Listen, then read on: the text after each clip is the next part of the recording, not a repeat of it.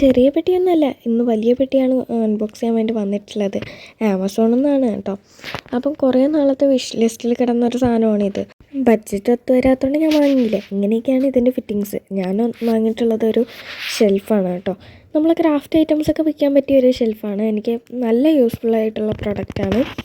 അപ്പോൾ അങ്ങനെ വാങ്ങിയതാണ് ഈ ഒരു സാധനം. ഇതിൻ്റെ ഫിറ്റിങ്സൊക്കെ ഞാൻ ഈ വീഡിയോയിൽ തന്നെ കാണിക്കുന്നുണ്ട്. എനിക്ക് മനസ്സിലായെന്ന് തോന്നുന്നു. ഇതിൽ ഇൻസ്ട്രക്ഷൻസ് ഒന്നും കൊടുത്തിട്ടില്ല.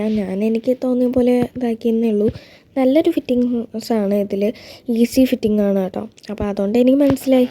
അപ്പോൾ അങ്ങനെ വെച്ചതാണ്. നമ്മൾ എല്ലാ വീഡിയോസിലൊക്കെ കാണുന്ന പോലത്തെ തന്നെ കളറായിട്ടുള്ള പല വ്യത്യസ്ത കളറിലുള്ള ഡ്രോയറാണ് കേട്ടോ ഇത്.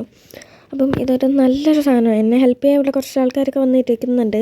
ഹെൽപ്പ് ചെയ്യാനാണോ അതോ ഈ ഡ്രോയർ എങ്ങനെയുണ്ടെന്ന് കാണാനാണോ എന്ന് എനിക്കറിഞ്ഞൂടാ. അപ്പം ഇങ്ങനെയാണ് ഇതിൻ്റെ സംഭവം വരുന്നത്. അപ്പം ഇങ്ങനെ ഒന്ന് സ്ലൈഡ് ചെയ്ത് കൊടുത്താൽ മാത്രം മതി കേട്ടോ. അപ്പോൾ ഇത് നല്ല യൂസ്ഫുൾ ആയിട്ടുള്ള പ്രോഡക്റ്റാണ്. എനിക്ക് ആമസോണിൽ നിന്ന് 700 സംതിങ്ങിനാണ് കിട്ടിയിട്ടുള്ളത്. ബൈ.